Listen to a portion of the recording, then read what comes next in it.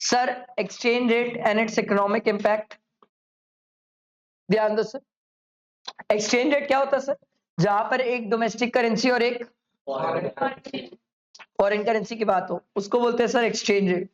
ठीक है सर, देखो एक्सचेंज रेट कहां कहां पर यूज होता है? Buying and selling of goods, अगर हमने लोन लिया है या लोन दिया है सर, ठीक है, या फिर फॉरवर्ड एक्सचेंज रेट कॉन्ट्रैक्ट हम एंटर करते हैं सर, या कोई एसेट खरीदना या बेचना करते हैं, तो उन सब केसेस में एक्सचेंज रेट की जरूरत पड़ती है सर।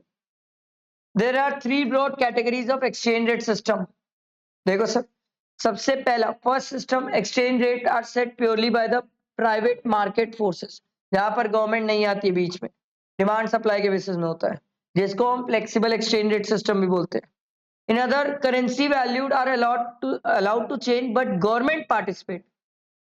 सर मार्केट बेसिस में होगा बट गवर्नमेंट भी आएगी बीच में। और तीसरा होता है सर जहां पर गवर्नमेंट ही फिक्स करती है वैल्यूज ऑफ करेंसीज, इसको फिक्स एक्सचेंज रेट सिस्टम बोलते हैं। ठीक है, हम जनरली इस चैप्टर में दो पढ़ते हैं सर, फिक्स्ड और फ्लोटिंग, ये दो टाइप के पढ़ते हैं सर, जिसको फ्लेक्सिबल भी बोला जाता है फ्लोटिंग को। फ्री फ्लोटिंग एक्सचेंज रेट क्या होता है सर? जो डिमांड और सप्लाई के बेसिस में डिसाइड होता है, इसमें गवर्नमेंट इंटरफेयर नहीं करती है सर। जैसी डिमांड और सप्लाई, याद है ना सर, इसका डायग्राम याद है, अपन बनाए थे रेगुलर क्लासेस में। ये डिमांड की लाइन, यहाँ सप्लाई की लाइन, जहां दोनों मिल गए प्रेम प्यार, वहीं से सर एक्सचेंज रेट डिसाइड होता है। ठीक है, इसको हम पॉइंट ऑफ इक्विलिब्रियम बोलते हैं सर। ठीक, फ्री फ्लोटिंग ये सेल्फ रेगुलेशन होता है सर, डिमांड सप्लाई के बेसिस में होता है, गवर्नमेंट आती नहीं है बीच में सर। इसमें सर पहले से आप डिसाइड नहीं कर पाओगे एक्सचेंज रेट क्या होने वाला है, अनप्रिडिक्टेबल है, क्योंकि सर ये मार्केट बेसिस में होता है सर। डिमांड ज्यादा रहेगी तो एक्सचेंज रेट बढ़ जाएगा, डिमांड कम रहेगी तो एक्सचेंज रेट कम हो जाएगा सर। ठीक है, इसके बाद है manage floating system. Manage floating याद है सर? डर्टी फ्लोटिंग कौन करता है सर? आरबीआई। कब करती है? जब मार्केट में डॉलर का रेट बहुत ज्यादा बढ़ जाता है, तो क्या करती है, डॉलर के रेट को कम करने के लिए, उसकी जो डिमांड है वो डिमांड को फुलफिल करने के लिए बाहर से डॉलर खरीद के इंडियन मार्केट में डॉलर का फ्लो बढ़ा देती है, जिससे लोगों की डिमांड पूरी होती है डॉलर की, तो उससे डॉलर का रेट कम हो जाता है sir. Fix exchange rate system क्या है सर? जहां पर गवर्नमेंट पॉलिसीज, गवर्नमेंट के through exchange rate system set होता है sir. In an open economy the main advantage of a fixed exchange rate system. अब फिक्स्ड एक्सचेंज रेट सिस्टम के फायदे क्या क्या है देखो। सबसे पहला अवॉइड करेंसी फ्लक्चुएशंस, होंगे ही नहीं सर। फ्लक्चुएशंस तो तब होते हैं ना सर जब डिमांड सप्लाई के बेसिस में होता है। अगला enhance international trade. Sir enhance इसलिए होता है सर क्योंकि हमें पता होता है कि हमें कितना पैसा देना है और कितना पैसा मिलेगा sir. Reduction in speculation, sir speculation बहुत कम होता है सर, होता ही नहीं है सर। अगला imposes discipline on a countries monetary authority. Sir इसलिए डिसिप्लिन होता है क्योंकि एक्सचेंज रेट एक होता है, तो हमें पता होता है सर हमें कितने रिजर्व्स की जरूरत है ट्रेड करने के लिए। Encourage greater trade, investment opportunity, stability आती है मार्केट में। Enhance the credibility sir, credibility बढ़ती है सर कंट्री की। ठीक है, उसके बाद सर आ गया हूं फ्लोटिंग एक्सचेंज रेट। देखो floating exchange rate has many advantage, उसके क्या क्या एडवांटेज है देखो सर। Sir own independent monetary policy sir. अब फ्लोटिंग है तो यहां पर सर क्या होने वाला है सर, डिमांड सप्लाई के बेसिस में चेंज होने वाला है सर। ठीक है, it allow exchange rate to be use as a policy tool. Sir अगर एक्सचेंज रेट बढ़ रहा है, डॉलर का रेट बढ़ रहा है, तो गवर्नमेंट उसके हिसाब से सर पॉलिसीज बनाती है sir. There is no obligation necessary to intervene in the currency market. कौन इंटरवेन नहीं करता? गवर्नमेंट। गवर्नमेंट नहीं करती सर, आरबीआई भी नहीं करती। The greatest disadvantage of flexible system क्या होता है सर? वॉलिटिलिटी, ये सबसे बड़ा डिसएडवांटेज है सर। वॉलेटाइल है सर, एक्सचेंज रेट बहुत बढ़ भी जाता है, कम भी हो जाता है सर। ये डिपेंड करता है upon the market sir. Sir ये डिपेंड करता है मार्केट पे। ठीक है, और इसके कारण हमें ज्यादा पैसा देना पड़ता है सर गुड्स का, और उससे हमारी कॉस्ट बढ़ जाती है sir. Nominal versus real exchange rate, ये तो इक्वेशन है सर, ये इक्वेशन याद रख लेना, फॉर्मूला याद है, मैंने इसको आपको बताया था सर, प्यार से जीडीपी डिफ्लेटर जैसा ही होता है सर। जीडीपी डिफ्लेटर में अपन बोलते हैं ना इन्फ्लेशन के कारण क्या इंपैक्ट आया सर जीडीपी में, ये उसी टाइप का तो है sir. Real exchange rate, nominal exchange rate sir, जो क्या बोलते हैं, ये इन्फ्लेशन के कारण जो इंपैक्ट आता है सर। ठीक है, the real effective exchange rate is the nominal effective exchange rate. ठीक है, याद रखना।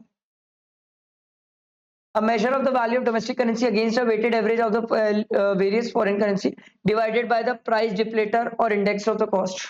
Price deflator वही है सर, ठीक है. An increase in RER implies that export become more expensive and import become cheaper. ये कैसे हुआ?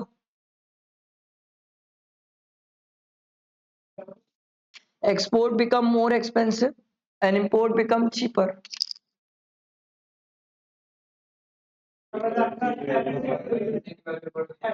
अगर रियल इफेक्टिव एक्सचेंज रेट बढ़ता है, मतलब इंडिया की करेंसी की वैल्यू क्या हो रही है, बढ़ रही है, तो उससे बाहर का एक्सपोर्ट क्या हो जाएगा, महंगा पड़ेगा ना सर, क्योंकि एक्सपोर्ट करूंगा तो भी ज्यादा डॉलर नहीं मिलेगा. वही लिखा हुआ है. Foreign exchange market.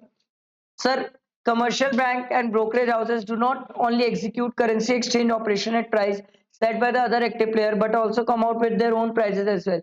मैंने आपको बताया था सर, याद है, फॉरवर्ड रेट. आप बैंक में जाके 3 महीने बाद का फॉरवर्ड रेट ले सकते हो सर. इसीलिए इन लोगों को क्या बोला जाता है, they are market makers. Commercial banks and brokerage houses, याद रखना सर, इनको मार्केट मेकर्स बोला जाता है सर. सर, 2 टाइप के ट्रांजैक्शन होते हैं, एक करंट ट्रांजैक्शन, एक फ्यूचर ट्रांजैक्शन, जिसको फॉरवर्ड ट्रांजैक्शंस भी बोलते हैं. करंट ट्रांजैक्शन वो तो तुरंत स्पॉट मार्केट होता है सर, तुरंत के तुरंत ट्रांजैक्शन होगा. और फ्यूचर ट्रांजैक्शन क्या होता है सर, फॉरवर्ड मार्केट, जहां पर आज से हम 3 महीने बाद के डॉलर का रेट डिसाइड करते हैं और उसके बेसिस में ट्रेड करते हैं सर. ठीक है. एक्सचेंज रेट निकालने का तरीका मैंने आपको बताया था सर ऊपर. चेंज इन एक्सचेंज रेट याद है सर, अगर डिमांड बढ़ी, याद है हम इसको लिखे थे रेगुलर क्लास में, सर डिमांड बढ़ी, एक्सचेंज रेट बढ़ा, होम करेंसी क्या हो जाएगी, डेप्रिशिएट.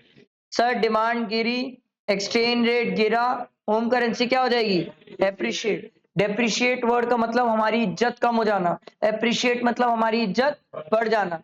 सर सप्लाई के सेंस में भी हम ये समझे थे सर, सप्लाई बढ़ा, एक्सचेंज रेट क्या होगा, कम हो जाएगा, तो होम करेंसी क्या हो जाएगी, एप्रिशिएट. सप्लाई गिरी, एक्सचेंज रेट बढ़ा, होम करेंसी डेप्रिशिएट. ये ध्यान रखना सर. सर करेंसी रिवैल्यूएशन और डिवैल्यूएशन ये कौन करता है सर, नहीं मार्केट से नहीं होगा, पागल बेवकूफ. करेंसी एप्रिसिएशन और डेप्रिसिएशन मार्केट फोर्सेस से होता है सर. डिवैल्यूएशन और रिवैल्यूएशन मार्केट नहीं करता है, कौन करता है, गवर्नमेंट और आरबीआई. ठीक है. डेलिब्रेट, डेलिब्रेट जानबूझ के, मैंने आपको रेगुलर क्लासेस में बताया था सर, हमने जानबूझ के रुपए को पहले डाउनग्रेड किया था सर, डिवैल्यू किया था, ताकि यूएस वालों के लिए रुपए सस्ता हो जाए, तो उसके लिए इंडिया सस्ता हो जाएगा, तो इंडिया में टेक्नोलॉजी आएगी और इंडिया में इन्वेस्टमेंट आएगा, तो इंडिया ग्रो करेगा सर. ठीक है. Impact of foreign exchange fluctuations in domestic economy. अब क्या क्या इसका इम्पैक्ट है, देखो सर. सबसे पहला, अगर एक्सचेंज रेट चेंज होता है तो उससे डिसाइड होता है sir nature and extent of country's trade, कितना हम ट्रेड करेंगे सर. ठीक है. Changing the relative price, obvious सी बात है सर, अगर एक्सचेंज रेट बढ़ जाएगा तो हमारा गुड्स एक्सपोर्ट महंगा होगा और बाहर वाला गुड्स इंपोर्ट सस्ता होगा, तो हमारे लिए नुकसान वाली बात है सर. ठीक है. Exchange rate change affect economic activity in domestic economy. और depreciation of the domestic currency, ये मैंने आपको बताया sir, increases the price of foreign goods, ये हम समझे सर. उसके बाद ये करेंसी डेप्रिसिएशन एप्रिसिएशन हम समझ गए सर. कंज्यूमर प्राइस इन्फ्लेशन आ जाएगा सर, ये तो हो ही रहा है इंडिया के साथ. देखो डॉलर का रेट बढ़ते जा रहा है, हमारी करेंसी डेप्रिशिएट होते जा रही है सर, इन्फ्लेशन का इम्पैक्ट आ रहा है सर. ये सब चीजें हम समझे सर. राइजिंग एक्सपोर्ट अर्निंग, ये हम समझे. एक्सटर्नल कमर्शियल बोरोइंग, इसमें भी फर्क पड़ेगा सर. अगर हम इंडिया से बाहर बोरो किए और डॉलर का रेट बढ़ते जा रहा है तो हमारे लिए कर्जा और बढ़ेगा सर, हमें ज्यादा इंटरेस्ट पे करना पड़ जाएगा सर. सर इसका हमारे पर नेगेटिव इम्पैक्ट है, इंटरेस्ट का बर्डन बढ़ जाएगा. ठीक है. सर एक्सचेंज रेट फ्लक्चुएशन से फाइनेंशियल फोरकास्टिंग डिफिकल्ट हो जाती है.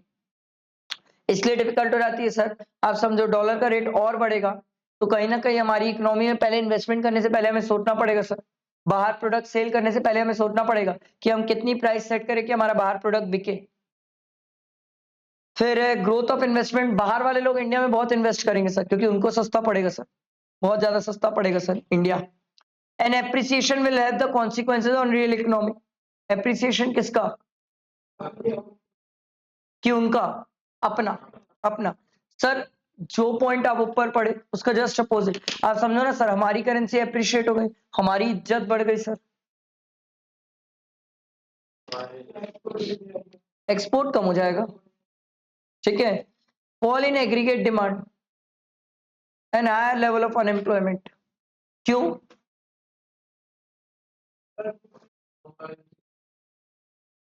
बाहर वाले लोगों को यहाँ महंगा पड़ेगा, इन्वेस्टमेंट ही नहीं करेंगे, डिमांड ही नहीं होगी, आउटपुट ही नहीं बनेगा, एम्प्लॉयमेंट कम हो जाएगा sir, reduction in level of inflation.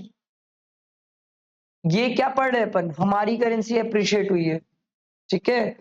उसके बाद competitiveness of domestic industries adversely affected, obvious सी बात है सर, क्यों?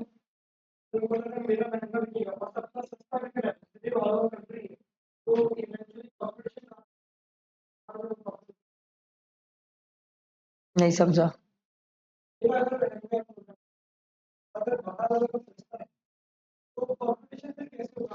सर, मेरा प्रोडक्ट अगर महंगा हो गया, बाहर वालों का प्रोडक्ट अगर सस्ता हो गया तो उनके लिए फायदा है, मेरे लिए घाटा है सर, ठीक है। Increase import and declining export, ये हमने समझा सर। लॉस ऑफ कॉम्पिटिटिवनेस, आप सिंपल इतना समझो ना सर, डॉलर का रेट बढ़ गया, डॉलर का रेट कम हो गया, आराम से सोचोगे तो ये आराम से सोच लोगे। अगर आप नहीं आपको जैसे कई लोगों को क्या होता है, दिक्कत होती है होम करेंसी के सेंस में सोचने में, एप्रिशिएट और डेप्रिशिएट, तो आप ये सोच लो ना, डॉलर का रेट बढ़ेगा तो मेरी इज्जत कम हो गई, मेरी इज्जत कम हो गई तो मुझे क्या नुकसान है सर, डॉलर का रेट कम हो जाएगा तो सर मेरी करेंसी की इज्जत बढ़ जाएगी, मेरी करेंसी की इज्जत बढ़ेगी तो मुझे क्या फायदा और क्या नुकसान है, ऐसे सोचना तो ये पॉइंट इजी लगेंगे। आ रही बात समझ, बैठा दिमाग में? तो आपका इसको समझने के लिए पहले करेंसी एप्रिसिएशन डेप्रिसिएशन समझना जरूरी है सर, और ये हमारे 12th का बेस होता है, 12th में यही तो पूरा चैप्टर पढ़ते हैं सर, फॉरेन एक्सचेंज। आई बात समझ, लास्ट यूनिट है।